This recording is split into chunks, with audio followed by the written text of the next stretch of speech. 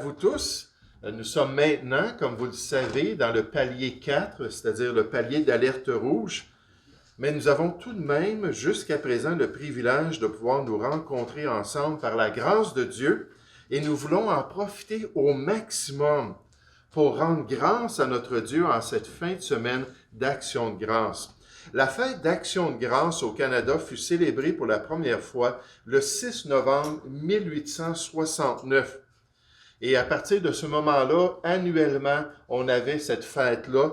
Et en 1957, le gouverneur général du Canada, M. Vincent Massé, a déclaré l'objectif pour les Canadiens derrière cette fête-là. C'était d'être une journée d'action de grâce générale au Dieu Tout-Puissant pour la récolte abondante dont le Canada a été béni et qu'elle devait être célébrée le 2e lundi du mois d'octobre. Ça, c'est un ajustement parce qu'avant, c'était le 3e lundi du mois d'octobre. Mais ayant comme objectif de se concentrer sur la personne de Dieu et de présenter, ça c'était originalement, ça c'était traditionnellement, de présenter notre reconnaissance à notre Dieu créateur. Et c'est ce que les Canadiens ont fait dans l'histoire. Mais vous savez, pour le chrétien, nécessairement, c'est ce que la parole de Dieu mentionne dans les 2 testaments. Alors qu'elle nous encourage à abonder en action de grâce. Et ce matin, on va regarder ça, cette abondance-là que Dieu veut développer dans notre cœur pour qu'on soit des chrétiens reconnaissants. Et c'est ce qu'on doit faire pour plaire au Seigneur, non seulement le 2e lundi du mois d'octobre, mais aussi à travers toute l'année, en ayant des cœurs reconnaissants en tout temps. Et pour nous exhorter ce matin, j'aimerais vous inviter à chercher le psaume numéro 100. Le psaume numéro 100, alors qu'on parle de cet élan-là du cœur, de cette piété-là, qui amène le peuple de Dieu à présenter des actions de grâce à celui qui est tellement digne et à celui qui demeure digne de notre adoration. Donc, le psaume numéro 100, à partir du verset 1, un petit psaume. Le psaume numéro 100, on nous dit « psaume de louange ». C'était un de ces psaumes-là qui était utilisé par la chorale dans le temple pour louer Dieu. « Poussez vers l'Éternel des cris de joie, vous tous habitants de la terre. Servez l'Éternel avec joie, venez avec allégresse en sa présence. » Sachez, donc là on nous présente la base de cette adoration et de cette joie-là, sachez que l'Éternel est Dieu. Le Dieu des Juifs, le Dieu des chrétiens, il est le seul vrai Dieu. Il est le Dieu vivant et vrai et celui qui est digne de notre adoration. Sachez que l'Éternel est Dieu. C'est lui qui nous a fait et nous lui appartenons. Nous sommes son peuple et le troupeau de son pâturage. Entrez dans ses portes avec des louanges, dans ses parvis avec des cantiques. Célébrez-le, bénissez son nom, car l'Éternel est bon. Sa bonté dure toujours et sa fidélité de génération en génération. Juste avant de débuter, puis un peu décortiquer ce qu'on nous dit ici concernant la louange, l'adoration, les actions de grâce du peuple de Dieu, j'aimerais juste qu'on remarque les impératifs ou les commandements qui sont donnés ici dans ce psaume. Encore une fois, verset 1, psaume de louange. Poussez vers l'Éternel des cris de joie. Vous tous, habitants de la terre. Donc, c'est un commandement que Dieu fait à l'humanité. Poussez vers l'Éternel des cris de joie, vous tous habitants de la terre. Servez l'Éternel avec joie. Venez avec allégresse en sa présence.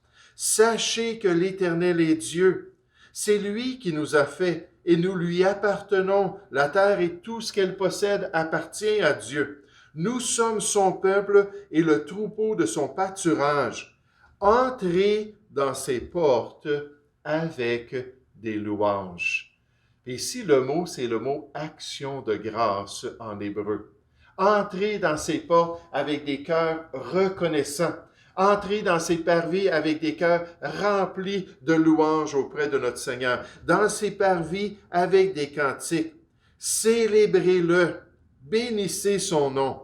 car l'Éternel est bon, sa bonté dure toujours et sa fidélité de génération en génération. Donc, un beau cantique qui nous présente les actions de grâce et l'adoration du peuple de Dieu. Mais dans ce beau psaume, on apprend avant tout ce que Dieu désire de son peuple, ce qu'il s'attend de ses enfants bien-aimés, ce qu'il demande à ses serviteurs obéissants envers sa volonté. Il veut donc que le croyant se réjouisse en sa présence. Dieu désire que le croyant se réjouisse en sa présence. La joie, l'allégresse, la réjouissance en tout temps. C'est toujours ça le plan de Dieu, c'est toujours la joie de l'Éternel qui est la force du peuple de Dieu. Et c'est ce qui est important pour notre Dieu. Durant la conférence des Dames virtuelles 2020, une des enseignantes a fait ressortir ce point des Écritures pour encourager ses consoeurs dans les voies du Seigneur. Et elle a dit, il faut toujours choisir la joie. Il faut toujours choisir la joie. Puis elle a mis ça dans un contexte très pénible d'une expérience d'une chrétienne en Ontario qui a vécu des choses déchirantes, mais qui avait choisi de se réjouir. Pourquoi? Parce que la parole de Dieu nous dit « Réjouissez-vous toujours dans le Seigneur ». Je le répète, réjouissez-vous. C'est le plan de Dieu pour ses enfants. C'est une des manières que le Seigneur veut nous distinguer et distinguer les chrétiens du restant de ce monde. Par cette joie-là qui n'est pas conforme au siècle présent, parce qu'elle n'est pas basée sur les expériences, mais sur la foi. Une foi et une réjouissance qui honorent le Dieu bien-aimé par une attitude différente des autres. Regardez dans les versets 1 et 2 du psaume 100. On nous dit psaume de louange. Poussez vers l'Éternel des cris de quoi? De joie. Donc, on parle de nos actions de grâce, on parle de notre adoration du seul vrai Dieu, et on devrait le faire avec joie. Des fois, lorsqu'on dirige les chants, que ce soit Christian ou moi, on remarque qu'il y a des beaux cantiques là, joyeux, des beaux cantiques de victoire, des beaux cantiques de transformation. Puis là, on voit les gens les chantent, puis ça n'a pas l'air d'être une réalité. Puis des fois, je suis là, n'oubliez pas de sourire, n'oubliez pas de présenter à Dieu une attitude qui l'honore en face de ces vérités bibliques-là. Mais on dit, poussez vers l'Éternel des cris de joie, vous tous habitants de la terre. Servez l'Éternel avec quoi? Avec joie. Ça devrait accompagner notre service chrétien. Tout faire de bon cœur pour le Seigneur, avec une bonne disposition. Venez avec allégresse. Cette expression-là, ça parle d'une joie qui est complète, une joie qui est entièrement développée. Un cœur rempli de joie. Il n'y a plus de place pour les soucis, il n'y a plus de place pour les inquiétudes, il n'y a plus de place pour les tracas. On est rempli de joie. Venez avec allégresse en sa présence. Lorsque le jeune David Livingstone, qui allait devenir un explorateur puis un missionnaire en Afrique, lorsqu'il était allé dans une conférence de la Société missionnaire de Londres dans la ville d'Aberdeen et qu'il était présent en tant que jeune homme, il regardait les missionnaires qui donnaient leurs témoignages puis tous les plans qu'ils avaient pour atteindre les nations. Et le directeur de la Société missionnaire a vu ce jeune homme-là, puis même, je ne sais même pas s'il était majeur, mais cet adolescent-là se tenir près de la porte et il avait un beau sourire tout le temps. C'était le premier à dire « Amen! Gloire à Dieu! » Il était excité pour les choses de Dieu. Et le président est venu le voir et il a dit « Jeune homme, aimerais-tu un jour devenir missionnaire? » Et là, c'est comme si l'Esprit de Dieu est venu toucher le cœur de ce jeune homme-là pour dire « Oui, c'est ce que je veux pour toi. » Et l'appel de Dieu s'est concrétisé dans son cœur. Mais pourquoi? Parce qu'il avait de la joie. Il était un témoignage de quelqu'un de réveillé spirituellement, quelqu'un qui était vraiment attaché à la volonté de Dieu. La joie et les actions de grâce vont main dans la main dans l'œuvre du Seigneur. Et il s'accompagne très bien alors que le chrétien exprime sa joie par sa reconnaissance envers Dieu. Et c'est ce que la Bible lui demande de faire. Il veut que nous soyons joyeux dans les voies de Dieu. Commencez à vous réjouir dans le Seigneur. et vos os fleuriront comme l'herbe, et vos joues brilleront de santé et de fraîcheur. L'inquiétude, la peur, la méfiance, tous ces éléments sont toxiques, tandis que la joie est un baume et une guérison pour le cœur. Mon pasteur nous disait toujours, vous savez, en tant que chrétien, on devrait partir des épidémies, mais des épidémies de joie, des épidémies de sourire, alors qu'on montre aux gens que c'est possible encore aujourd'hui d'avoir de la joie pour la gloire de Dieu. Oh, en tant que chrétien, il faut se réjouir en action de grâce devant notre Dieu. C'est notre service légitime envers sa personne. Et quand on regarde le psaume 100, on voit de même que pour le croyant, dans cet élan de réjouissance et de reconnaissance, il devrait venir se réunir dans la maison de Dieu avec les autres disciples du Seigneur. Se réunir pour célébrer la personne de Dieu, mais dans la maison de Dieu. Il doit se joindre au culte public pour exalter son Créateur. Il doit, avec les autres enfants de Dieu, louer sa grandeur dans l'Église locale. Comme le psalmiste, puis il y a plusieurs exemples de ça dans les psaumes, se rappelait de son passé avant d'être envoyé en captivité. Il a dit, je me rappelle avec effusion de cœur, quand je marchais entouré de la foule, donc des autres serviteurs du seul vrai Dieu, et que je m'avançais à sa tête vers la maison de Dieu, au milieu des cris de joie et des actions de grâce d'une multitude en fête. Et c'est ce que le Seigneur désire.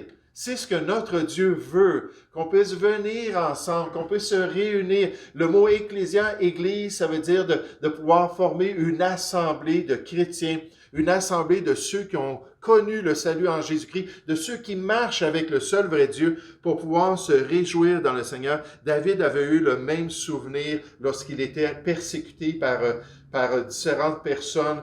Puis il a dit, je suis dans la joie quand on me dit, allons à la maison de l'Éternel.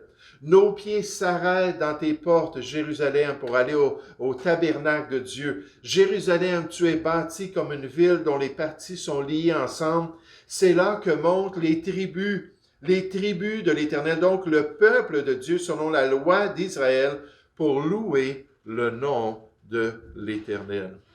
Et c'est exactement l'exemple de notre texte. C'est exactement la raison pourquoi j'ai marqué sur Facebook « Nous sommes ouverts » pour encourager les chrétiens à venir, pour leur montrer que c'est encore permis et qu'on a ce privilège-là de pouvoir s'unir ensemble. En plus, dans un temps où on veut exalter les bontés de notre Dieu, où on veut le glorifier par notre présence. Regardez au verset 3 dans le psaume 100, notre texte principal.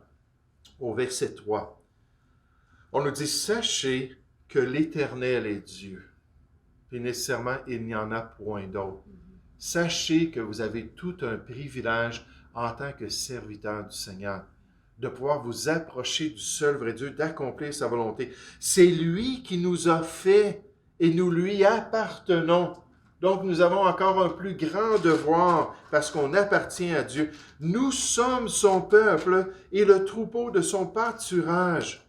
Entrez dans ses portes avec des louanges. Puis nécessairement, là, on parle des sections là, du tabernacle où le peuple pouvait venir ensemble. Entrez dans ses portes avec des louanges, dans ses parvis avec des cantiques. Célébrez-le, bénissez son nom.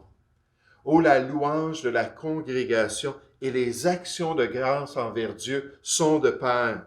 Les cantiques chantés à notre Seigneur et Sauveur honorent son nom et montent dans sa présence comme un sacrifice de bonne odeur. Le Nouveau Testament nous rappelle que par lui, nous offrons sans cesse à Dieu un sacrifice de louange. On n'a plus des sacrifices sanglants. On n'amène plus des brebis, puis des veaux, puis des bœufs pour les offrir à Dieu. Non, maintenant, le culte qui plaît à Dieu, c'est ce cœur-là qui vient avec le peuple de Dieu pour exalter son nom, pour proclamer ses louanges. Vous savez, c'est tellement difficile, il me semble, pour des hommes de présenter des actions de grâce. Là, je sais que ce matin, on n'est pas beaucoup, mais quand on était plus, c'était presque toujours des dames qui voulaient abonder en actions de grâce. Même que c'était presque automatique dès que je disais, est-ce que des actions de grâce, je savais que de ce côté-là, ça allait partir, de ce côté-là, de ce côté-là. C'était des dames qui remerciaient le Seigneur. Puis là, je m'empressais en tant qu'homme de dire, bien, moi aussi, je suis reconnaissant. Moi, je ne prends pas les choses pour acquis. Je reconnais que Dieu est bon. Mais on voit comment c'est quelque chose qui plaît à Dieu. Par lui, Jésus-Christ, dans cette route ouverte qu'on a eue dans ce salut, offrons sans cesse à Dieu un sacrifice de louange, c'est-à-dire le fruit des lèvres qui confessent son nom. Et n'oubliez pas la bienfaisance et la libéralité, car c'est à de tels sacrifices, des sacrifices spirituels, que Dieu prend plaisir. Et Dieu a fait de nous un royaume et des sacrificateurs dans la nouvelle alliance. Pourquoi? Pour qu'en tant que grand prêtre, on puisse s'approcher de Dieu et offrir nos actions de grâce et offrir nos louanges devant le Seigneur. Et c'est ce que le chrétien devrait faire. C'est pour ça qu'on chante des cantiques dans l'assemblée locale. C'est notre privilège de pouvoir nous approcher de Dieu en Jésus-Christ. J'aimerais vous dire, même quand on regarde l'histoire chrétienne, même les martyrs dans leur dernier souffle, souvent terminaient par des actions de grâce. Alors qu'ils étaient sur le bûcher, alors qu'ils étaient en train d'être dévorés par des animaux, puis qu'ils avaient les dernières occasions de révéler l'état de leur cœur, parce que c'est de l'abondance du cœur que la bouche parle.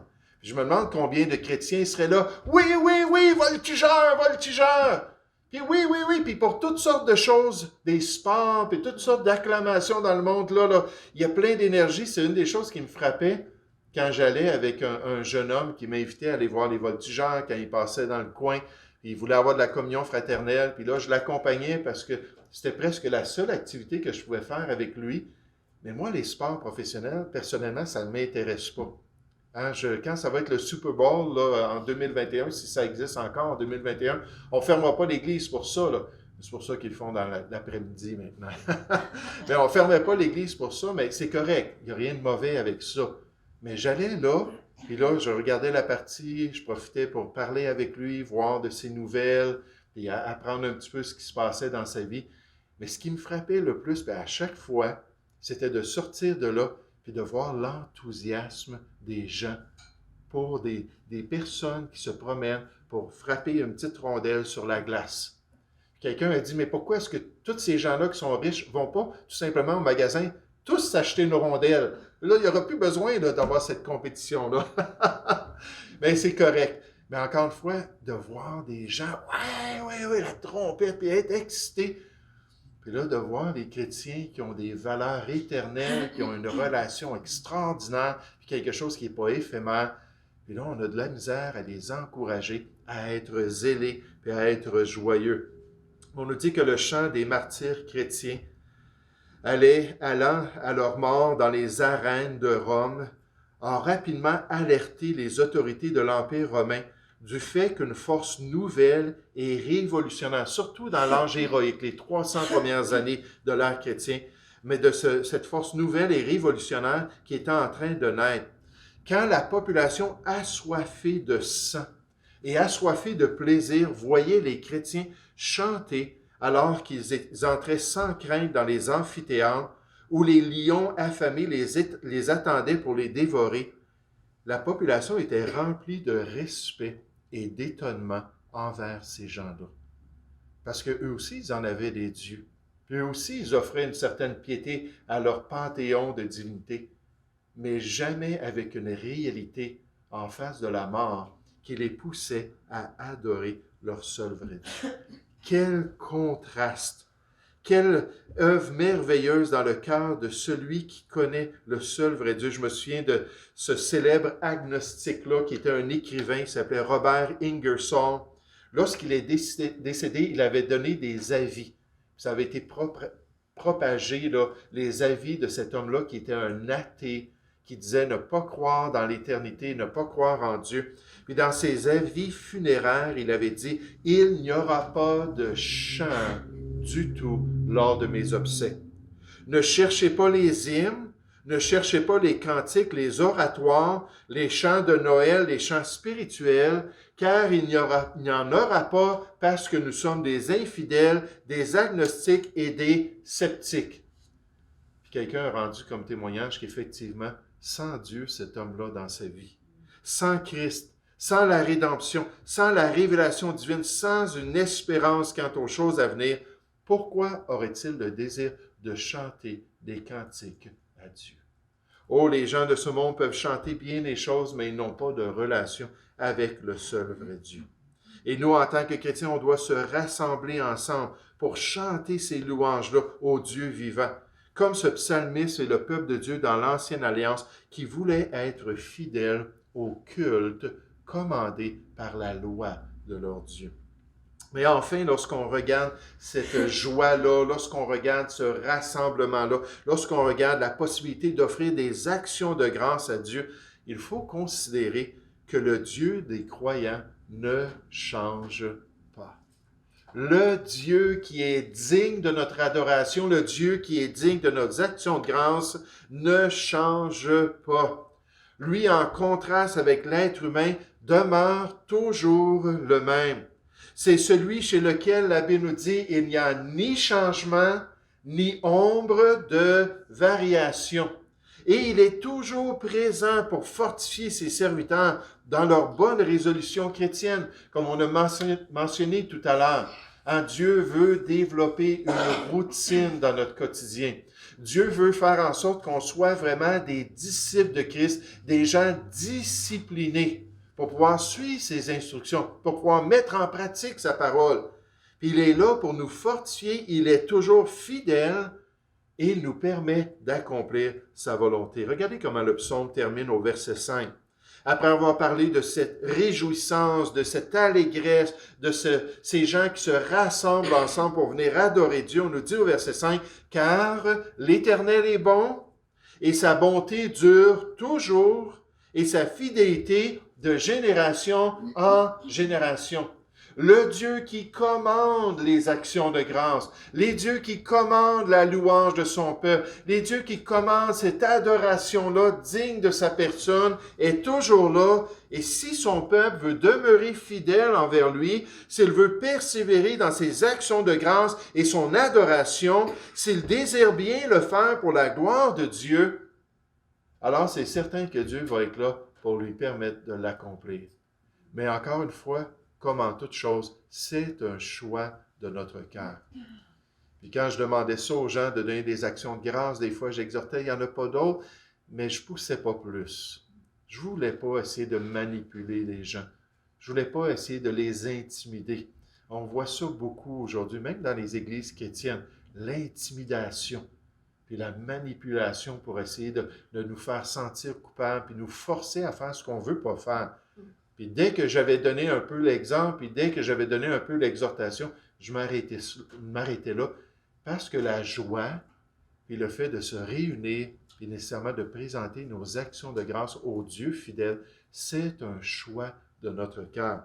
Une belle histoire en terminant, une petite fille qui était courageuse et qui a été amenée par sa famille chez un médecin pour subir une opération. C'est une opération qui était particulière avec sa situation de santé. Peut-être que Shani pourrait nous donner des exemples là, où c'est nécessaire, mais elle ne pouvait pas avoir une anesthésie générale. C'était juste une anesthésie locale. Puis quand c'est une anesthésie locale, il y a toujours une possibilité que la douleur soit sentie. Puis donc, elle est arrivée, on lui a expliqué ça, le gentil docteur lui a dit « Ça va probablement te faire mal, mais je te donne la permission de pleurer et de crier autant que tu veux. » Parce que quand on a des situations difficiles comme ça, des fois, là, il faut que ça sorte, puis il faut que ça s'exprime. Puis la petite fille l'a regardé en souriant, puis elle a dit « Vous savez, docteur, je préfère, dans des situations comme ça, plutôt chanter. » Et vous savez, c'est exactement ce qu'elle a fait. Avec sa petite voix douce et enfantine, elle a traversé toute l'opération en chantant, sans soupir, sans gémissement ou sans larmes. Elle a chanté des cantiques à son Sauveur, parce que c'était un choix de son cœur. Ça a été tout un témoignage pour les gens qui l'ont accompagné. Oh, en tant que chrétien, il faut se réjouir. Il faut choisir de se réjouir. Les temps sont difficiles, les situations sont renversées, les relations sont minimisées. Mais à travers tout ça, on doit se réjouir qu'on connaît celui qui est le souverain, celui qui domine sur toute chose. En tant que chrétien, quand on peut, il faut se réunir. Il faut venir ensemble, puis tous ensemble s'exciter à l'amour et aux bonnes œuvres, puis se soutenir dans cet élan d'adoration et cet élan de cœur. Puis en tant qu'enfant de Dieu, il faut se rappeler que Dieu est toujours digne. Il est toujours digne. Et on devrait continuer et persévérer à lui rendre un culte qui lui est agréable, qui monte devant lui comme ce sacrifice de bonne odeur. J'aime tellement ça dans le livre de l'Apocalypse, lorsqu'on présente les croyants dans la gloire, tout à travers les calamités qui se passent sur la terre et les jugements de Dieu. On présente ces offrandes-là, de cette fumée-là qui monte dans la présence de Dieu, qui sont les prières et l'adoration du peuple de Dieu. Et ça lui est agréable. Qu'on puisse continuer dans ces voies. Nous allons prier ensemble. Ô Père Céleste, merci encore pour cette journée qui a été établie il y a bien longtemps, traditionnellement, pour reconnaître notre dépendance de ta personne, notre dépendance du Dieu qui règne sur toute la création. Ce Dieu merveilleux qui nous donne l'abondance en toutes choses, qui pourvoit pour manifester sa bonté à travers les nations. Et oui, ta planète, Seigneur, avec les fruits des champs et avec toute l'abondance de ta richesse, Seigneur, manifeste ta bonté partout. Et on veut vraiment te louer pour cela. Et Père Céleste, alors qu'on pense à cette journée, on pense au fait que tu nous demandes de nous réjouir en tout temps et d'abonder continuellement en action de grâce. Et Père Céleste, je te prie que tu puisses nous fortifier alors que nous le faisons. Je te prie, Seigneur, que tu puisses nous aider à nous réunir, si cela est ta volonté encore, et qu'on puisse saisir ces occasions que nous avons pour pouvoir te rendre ce culte. Et surtout qu'on puisse se souvenir que toi, tu demeures fidèle. Toujours, Seigneur, tu es présent. Toujours, tu fortifies. Toujours, tu donnes la victoire pour qu'on puisse t'adorer comme de vrais disciples de Christ. Oh, guide-nous cette semaine, protège-nous, garde-nous, paie-nous à te plaire en toutes choses, je te prie, au nom du Seigneur Jésus. Amen.